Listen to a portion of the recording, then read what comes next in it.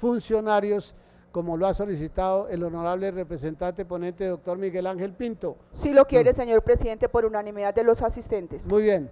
En su orden, señora delegada de la Procuraduría, tiene el uso de la palabra.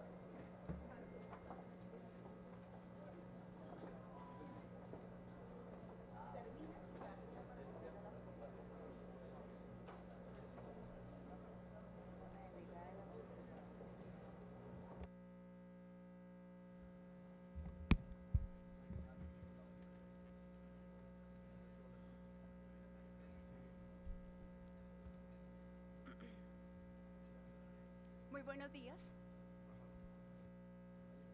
Listo. Buenos días. ¿Sí? ¿No?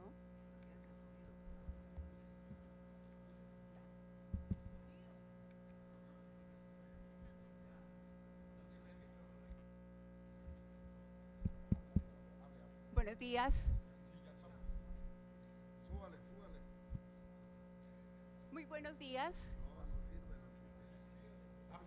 Muy buenos días. Ahora sí. Muy buenos días. Mi nombre es Sonia Patricia Telles Beltrán. Soy la delegada del Procurador General de la Nación para la Infancia, la Adolescencia y la Familia. Y tengo entre mis funciones, además de las señaladas en la Constitución, la defensa de la niñez, la adolescencia, la familia, la mujer, las personas en situación de discapacidad y las personas de la tercera edad. En ese orden y bajo la advertencia de cuáles son las funciones que le corresponden a la delegada que represento, debo señalar, y no sé cuánto tiempo tengo, señor presidente, para esta intervención. No, solamente preguntaba cuánto tiempo tengo para esta intervención. Muchas gracias. Dígame usted, señora delegada, en un tiempo racional, 10 minutos, 15 minutos. Espero no tomarme más de 10 minutos en esta intervención. Los 10 minutos. Muchas gracias. Entonces, lo primero que debemos advertir es que este proyecto de acto legislativo se refiere a la adopción como un mecanismo de protección frente a los niños, las niñas y los adolescentes que carecen de una familia.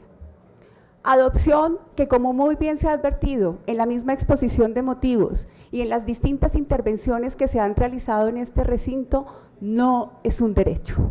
En efecto, la adopción no es un derecho, es un mecanismo de protección para que los niños, niñas y adolescentes que carecen de una familia puedan tener una a partir de un proceso que se hace ante las autoridades correspondientes. La finalidad de este mecanismo de protección es prodigar una familia a quien no lo tiene.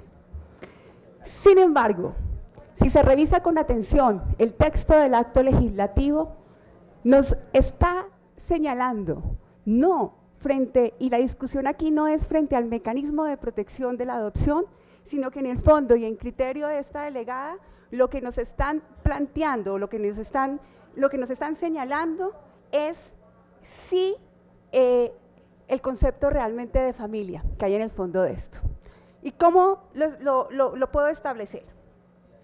Establece este acto legislativo que para poder adoptar, o quienes tengan derecho o quienes puedan optar por la adopción, es solo aquella familia que esté conformada por un hombre o una mujer, entendida esta en los términos de la exposición de motivos como la familia ideal, la familia correcta, la familia que está llamada a proteger o consagrar o prodigar de mejor manera la protección de los derechos de los niños, niñas y adolescentes. En el fondo, lo que nos está planteando este acto legislativo es cuál es el concepto de familia que debemos tener en un Estado constitucional de derecho. Esta definición que nos trae, y no voy a decirlo soterradamente, el acto legislativo, es no establecer cómo tratar el mecanismo de adopción, sino cuál es el modelo de familia que está o que debemos adoptar en el Estado colombiano, especialmente Un Estado que desde 1991 nos señaló como un Estado pluralista, garante de derechos y protector de la diversidad. En ese sentido, y a diferencia de lo que sostiene la ponencia, en la que se solicita aprobar en este tercer debate, en el sentido de que aquí no se está definiendo si hay o no un derecho fundamental en juego, en concepto de la Procuraduría General sí hay un derecho fundamental en juego, y es el derecho a tener una familia y cuál es el concepto de esa familia en el marco de este Estado. Es cierto, y tengo que advertirlo, no es la adopción un derecho, pero sí el modelo de familia que debemos adoptar. En ese orden, consideramos que el proyecto incita a la discusión sobre el concepto de familia, es decir, lo que se debe entender por esta, la que como derecho fundamental implica su ámbito y un concepto que no puede ser definido, y en esto quiero ser claro, por tratarse de un derecho, mediante una decisión llevada a las mayorías. Debo insistir, es que se trata de un concepto, si hablamos de familia, que responde a una concepción sociológica, antropológica, a una realidad dinámica, y por ello ese concepto de familia no puede ser definido a través de una votación donde unas mayorías nos digan cuál es el modelo ideal de familia, cuál es la familia ideal o la familia correcta. En otros términos, esa definición de familia debe corresponder a factores sociales, culturales, y en consecuencia no nos pueden señalar que vamos a desconocer que puede existir familia, aquella que puede estar constituida no solamente entre un hombre y una mujer, sino adicionalmente por otros medios o por otros vínculos, como por ejemplo aquella que surge necesariamente entre, por ejemplo, una mujer y un niño que ha decidido adoptar. Ahí ya debemos reconocer que es familia, pero especialmente porque la familia no nace de un concepto jurídico, nace, como lo han señalado distintos sociólogos, antropólogos y nuestros tribunales de justicia, que hay un trípode donde nace la familia: los lazos de amor, unidad, respeto y solidaridad. Cuando una comunidad de personas deciden llegar, unirse para dar amor, lazos de amistad y solidaridad y respeto, ahí podemos encontrar una familia. Entonces la pregunta sería si solamente vamos a reconocer como familia en el marco ideal de lo que se está planteando aquella que la puede constituir un hombre y una mujer. ¿Eso qué quiere decir? Que estamos poniendo en duda otras realidades, otras clases de familia que hoy existen en nuestra sociedad. Y si me permiten, después de 60 años de conflicto, familias que quedaron conformadas porque perdieron la cabeza de familia, que podríamos decir que era el hombre o una mujer, y que les tocó o que ha llegado hacia el principio de solidaridad a que se conformen otras clases de familia. Lo que nos está señalando el acto legislativo, y por ahí empezamos el camino, es que la familia ideal es única y exclusivamente la que está constituido por un hombre y una mujer. De paso, ¿qué queremos decir?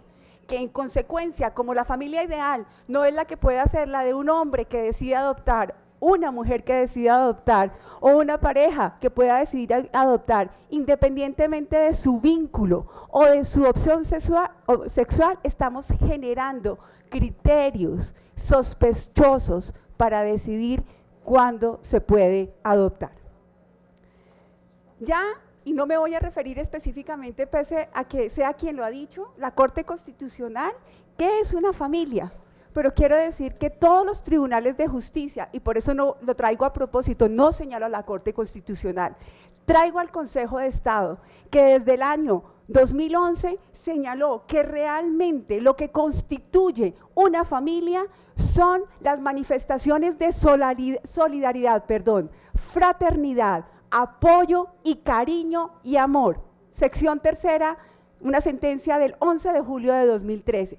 Y bajo esta misma orientación, en el año 2016, vuelvo a señalar, no lo hago desde la Corte Constitucional, sino del Consejo de Estado, reconoció que la familia puede surgir de vínculos distintos al que surja entre un hombre y una mujer. hay familia, independientemente del sexo de quienes son sus integrantes. Pero adicionalmente, no es un tema que pueda dejarse única y exclusivamente con el tema de si es o no una pareja. En otras palabras, el proyecto de acto legislativo nos está indicando que la comunidad de personas que mejor puede garantizar los derechos de las niñas y adolescentes es la que conforman un hombre y una mujer. Asunto que científicamente, de acuerdo con lo que está señalado a lo largo de los debates que se han dado en este recinto, no está plenamente demostrado que esas sean las únicas formas de familia o que ellas sean las que plenamente puedan garantizar esos derechos. En ese orden, creo que lo que está cuestionando el proyecto de ley, aquí tengo que ser repetitiva en esto, es la idoneidad de un hombre solo, de una mujer sola y de parejas homoparentales para garantizar el ejercicio pleno de los derechos de nuestros infantes y nuestros adolescentes. Asunto que creo que no se puede cuestionar. Desde el Código del Menor y después desde el Código de Infancia, siempre se ha aceptado la posibilidad de que las familias puedan estar constituidas bien o que la adopción pueda ser por un hombre soltero, por una mujer soltera y ahora con las definiciones que ha hecho nuestra Corte Constitucional, incluso por parejas del mismo sexo. Porque lo que aquí debe prevalecer no es el vínculo jurídico que une a un hombre o a una mujer, sino la posibilidad que va a tener un niño, una niña o un adolescente de tener una familia, y esa familia se puede dar por esos vínculos independientemente de la orientación sexual y específicamente del vínculo que une a un hombre o a una mujer. Decirle a una mujer soltera, a un hombre soltero o viudo que no puede adoptar es desconocer su opción de vida, el derecho que tiene a no generar un vínculo con una pareja del mismo sexo o del otro sexo, pero sí a conformar una familia. Y en el fondo, el proyecto de acto legislativo que hoy ustedes tienen que decidir está poniendo sobre el tapete la discusión de cuál es realmente el fundamento de la familia en un Estado constitucional como el nuestro. Y lo digo simplemente porque el parágrafo que se piensa incluir frente al artículo 44, y muy esto, frente al derecho de los niños, porque es el artículo que nos habla de los derechos de los niños, nos señala que la adopción como medida de protección para aquellos niños que no tienen familia solamente puede ser dada por constituida por una pareja heterosexual en los términos explícitos del artículo 42 de esta Constitución. Al final, ¿qué nos va a poner a definir o a decidir este acto legislativo? Realmente, ¿cuál es el concepto de familia que está en ese artículo 42 constitucional? Por el lado del artículo 44 está entrando el proceso que tarde o temprano nos va a llevar a nosotros como sociedad a definir cuál es el concepto de familia. No estamos reformando el artículo 42, estamos reformando el artículo de los derechos de los niños y adolescentes, pero por esa vía estamos entrando a la reforma explícita del artículo 42 constitucional sobre cuál es el real concepto de familia. En ese orden, la pregunta que debe resolverse mediante el mecanismo del referendo es ¿cuál es el concepto de familia? No es si la adopción como mecanismo de protección puede ser. Sí, puede terminar. Muchas gracias. Doy la bienvenida en otros términos, doctor Alejandro Gaviria. Para ir redondeando, consideramos que en el acto legislativo se están creando criterios sospechosos que rompen con el derecho a la igualdad y el derecho que tienen hombres solteros, viudos, mujeres solteras y viudas a conformar una familia. Y al final de cuentas está desconociendo el derecho fundamental de niños, niñas y adolescentes a tener una familia, sin decirlo. Bien. En ese orden, igualmente, quiero decir que hoy se está poniendo en duda si una mujer que tiene un hijo biológico, un hombre que tiene un hijo biológico o hijos que ya han sido adoptados, después de la aprobación de ese acto legislativo, estarían en capacidad y tienen la plena capacidad para adoptar otro niño. La respuesta que nos da el acto legislativo es que no, porque no hay un vínculo entre un hombre y una mujer. Es decir, hoy esas familias que están conformadas por una mujer o por un hombre que han adoptado un niño o que tienen hijos biológicos, pero que en esa medida han decidido seguir extendiendo el tema de su familia con un niño adoptado, no lo podrían hacer en el momento en que se apruebe este acto legislativo. Igualmente, en este orden y con todo respeto, esta delegada no puede compartir lo que se indica en la ponencia, según el cual no se están desconociendo los derechos a las mujeres, a los hombres o a las parejas del mismo sexo a adoptar. En tanto pueden optar, abro comillas, por lo que se denomina la adopción consentida. Eso es una falacia. Decir que no se está desconociendo el derecho, y me refiero a la ponencia con la que hoy se ha presentado, para decir que la adopción consentida en este orden está supliendo la posibilidad de que se puedan adoptar niños, niñas y adolescentes dados en adoptabilidad. Estamos hablando de dos situaciones totalmente distintas. Y por esa vía, si ustedes me lo permiten, estamos creando familias de primera, de segunda y de tercera categoría. ¿Cómo? Porque nos están diciendo que las que tienen realmente la posibilidad de garantizar los derechos de las niñas y los niños y los adolescentes solamente son aquellas que están constituidas por un hombre y una mujer. Finalmente,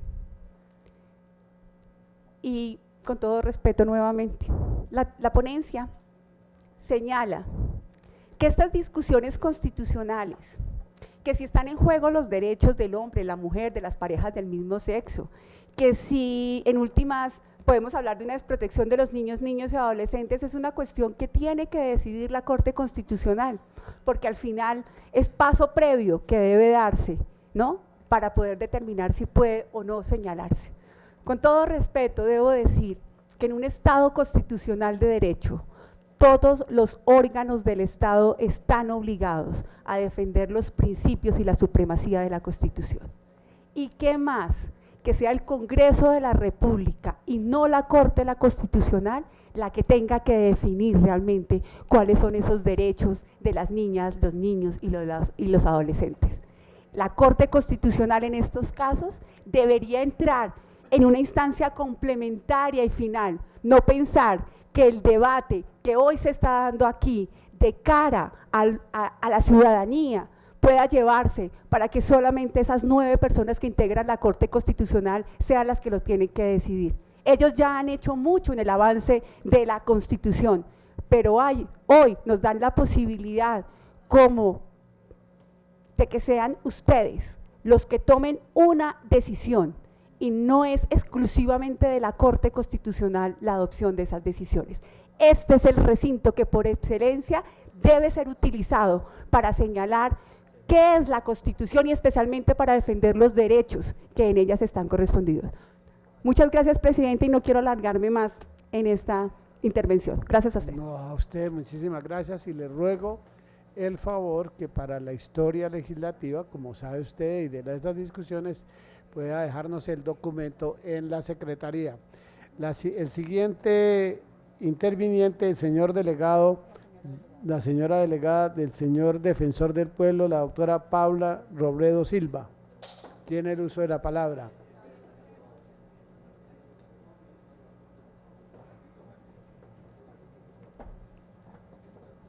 Doctora Paula, cuénteme, y por supuesto a la comisión, ¿cuánto tiempo usted pues? Como venimos a defender el principio de igualdad, yo hablaría de 20 minutos. Ah, usted hablaría 20 minutos, Sí, muy bien. Estaban en 10, pero usted con mucho gusto. Bueno, buenos días, señor presidente, mesa directiva, honorables representantes, miembros del gobierno, entidades presentes. En primer lugar, excuso al señor defensor del pueblo, el doctor Carlos Negret, quien por cuestiones de agenda no puede estar aquí, pero en mi condición de delegada de Asuntos Constitucionales y Legales de la Defensoría del Pueblo, voy a manifestar la posición de la Defensoría en contra de la aprobación de este proyecto de ley. En primer lugar, para la Defensoría del Pueblo, es absolutamente claro que este proyecto de ley sustituye la Constitución. Y en esa medida queremos resaltar que no es cierto, como lo han manifestado los promotores del proyecto, que la reforma constitucional a través de referendo es una manifestación del poder constituyente originario. Todo lo contrario. La Corte Constitucional lo ha dicho en múltiples sentencias. La reforma constitucional